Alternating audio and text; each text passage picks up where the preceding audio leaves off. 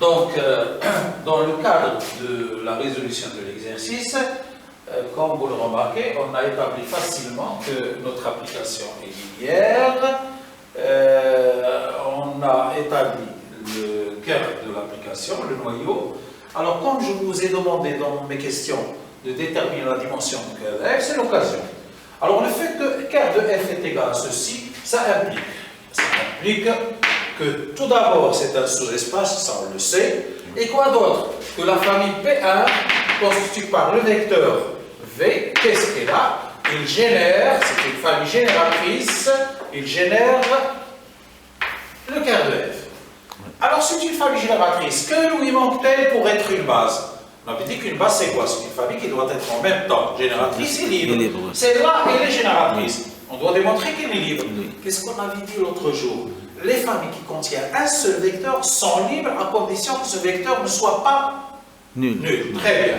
Or, le vecteur V, qui est quoi? Le vecteur V qui est 1, 0. Et il est différent du vecteur 0. Il n'est pas nul. D'où la famille B1 est aussi libre. Elle est libre et elle est génératrice, donc je peux dire que c'est une base. Donc la famille B1 est une base de KRF. Cette base de KRF, il contient combien de vecteurs? Un seul vecteur. Donc ceci implique que la dimension de cœur de f est égale à 1. On vient de calculer la dimension de KF. C'est-à-dire on vient de répondre à une partie de l'exercice petit p.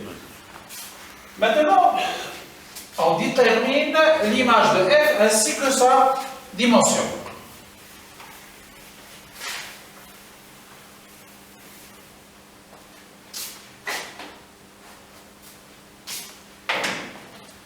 Alors, l'image de f, c'est quoi par définition? Image de f, par définition, qu'est-ce qu'on avait dit? C'est l'ensemble de tous les éléments qui s'écrivent sous la forme f de quelque chose. C'est-à-dire, c'est l'ensemble des éléments qui s'écrivent sous la forme f de x, y et z, sachant que x, y et z est un élément quelconque de E, c'est-à-dire de R3. C'est égal à quoi? C'est l'ensemble des éléments qui s'écrivent. C'est quoi f de x, y, z? Ben, f de x, y, z, c'est égal à la première composante moins la deuxième composante, c'est x moins y, et quoi d'autre? Et la deuxième composante, c'est-à-dire z. Là, j'ai juste copié la définition. Avec x, y et z, c'est des éléments qui appartiennent à R, à l'ensemble d'images. Alors, les éléments qui s'écrivent comme ça, les éléments qui s'écrivent comme ça, ce sont tout élément, tout couple peut s'écrire comme ça. Est-ce que vous êtes d'accord avec moi ou non? Quoique l'écriture est un peu spéciale, mais remarquez, le fait que x, y, z sont trois paramètres libres. Donc ça veut dire que finalement, puisque j'ai le droit de choisir x, y, z comme je veux, je peux montrer que n'importe quel élément AB. Regardez bien. Est-ce que vous êtes d'accord avec moi que ça c'est une partie de R2? Montrons que R2 est inclus d'abord. Montrons que réciproquement,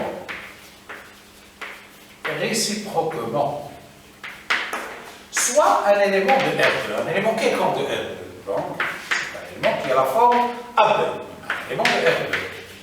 Eh bien, montrons que cet élément AB s'écrit forcément sous la forme d'un certain X, moins Y et Z.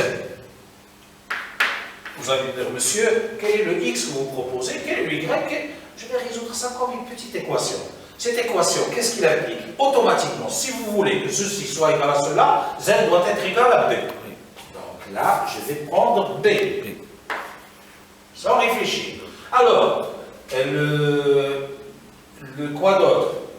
Alors, XA doit être égal à X moins Y. Proposez-moi un XY tel que X moins Y vous donne A. C'est pas ce qui manque. Oui. Vous pouvez me dire, je vais prendre A0, oui. Je vais prendre 2A, A. D'accord? Donc, optons pour le chemin facile. A et 0. Oui. Autrement dit, qu'est-ce que je suis en train de vous dire? Je suis en train de vous dire que l'élément AB est égal à quoi? Il est égal à F de quel élément? Et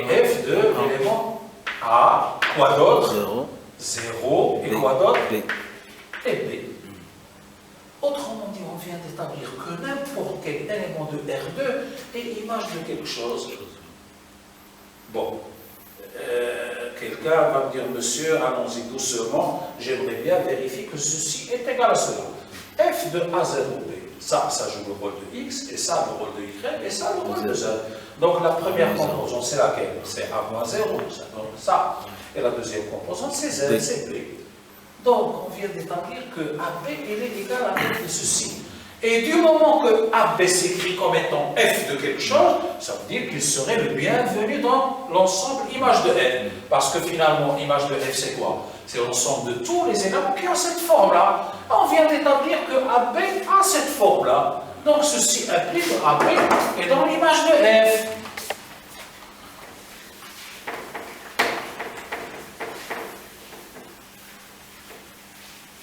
Donc, AB est bel et bien dans l'image de F. Récapitulons. Qu'est-ce qu'on avait démontré au départ? Que l'image de F est une partie de R2. Et dans la réciproque, qu'est-ce qu'on vient d'établir? Que tout élément de R2 est dans l'image de F. Que tout élément de R2 est dans l'image de F. Donc, je peux dire qu'il y a égalité entre les deux ensembles. Autrement dit, image de F est exactement égale à R2. Et dans la question petit p, qu'est-ce qu'on vous demande? On vous demande de déterminer le cœur de F et l'image de F. Le cœur de F, c'était vecteur U.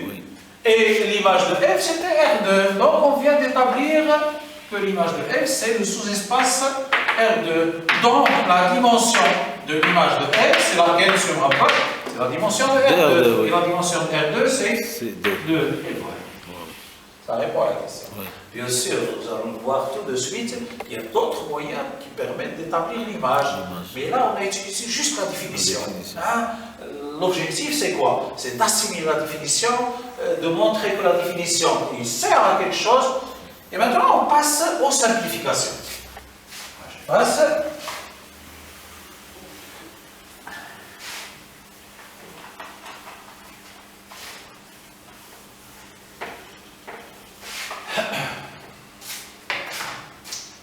Proposition.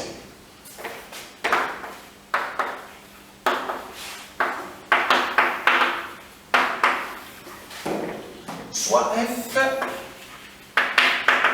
une application qui démarre, une application linéaire qui démarre de E dans F. Nous avons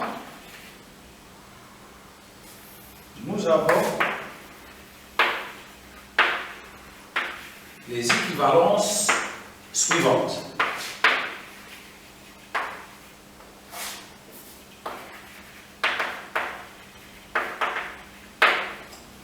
Première équivalence, c'est que F est injective, c'est équivalent à quoi? Équivalent à ce que le cœur de F ne contient que le vecteur 0. Vous vous rappelez? On avait dit que le cœur de F est un sous-espace vectoriel de l'ensemble de départ, E. Nous avions dit que le cœur de F n'est jamais nul, il contient au moins le vecteur 0. Alors, lorsqu'il ne contient que le vecteur 0, ça signifie que l'application est injective. D'accord? Et réciproquement, si vous avez une application injective, automatiquement le cœur est réduit à 0.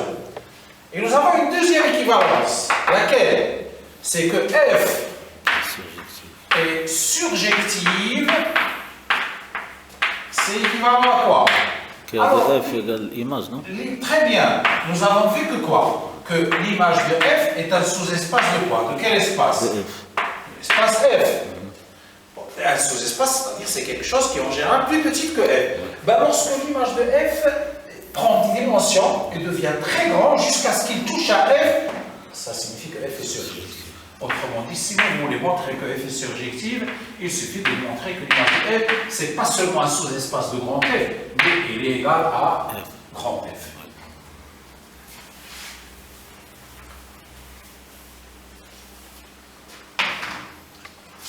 Alors, la démonstration n'est pas très difficile, d'accord? Pour démontrer ceci, ben, par exemple, pour démontrer que l'injectivité est équivalente à cela. D'accord? Alors, est-ce que vous voulez la démonstration ou on laisse passer? Bon, on va démontrer cela. Preuve. Pourquoi la demande? Parce que ce n'est pas quelque chose de difficile, mais je veux le démontrer pour que vous vous habituez à ce calcul-là, ce calcul type vectoriel. Preuve, la première information, la première équivalence. Alors, là, c'est une équivalence. Pour établir une équivalence, il faut établir une double implication. Alors, montrons l'implication dans ce sens-là.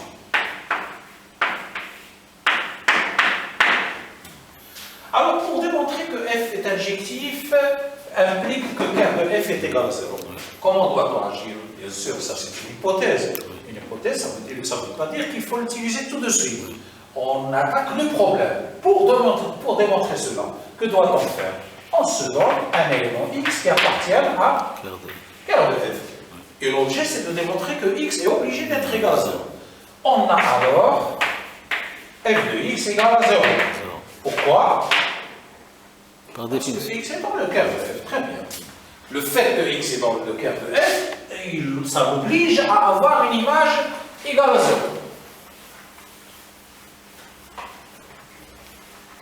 D'où la chose suivante, laquelle f de x est égal à f du 0 de e. Est-ce que vous êtes d'accord avec moi? Parce que l'image du 0 de e, c'est exactement le 0 de f. Est-ce que quelqu'un peut me rappeler la définition de l'injectivité? Qu'est-ce qu'une application injective de façon générale, qu'elle soit linéaire ou non? On dit que f est injectif lorsque f de a égale à f de b implique nécessairement a égale à b. Mais justement, nous avons un a et un b tel que f de a égale à f de b. Ceci implique quoi? Donc, x est égal à 0,2. Pour quelle raison? Car l'application f est injective. Est-ce que vous êtes d'accord avec moi? Oui. Donc finalement, qu'est-ce qu'on vient d'établir? On vient d'établir que le seul x qui appartient à la ker de f, c'est que l'x, c'est le x égale à 0. Donc, par suite, le ker de f est réduit à 0. Le seul élément contenu dans le ker, c'est 0. Maintenant, l'application dans l'autre sens.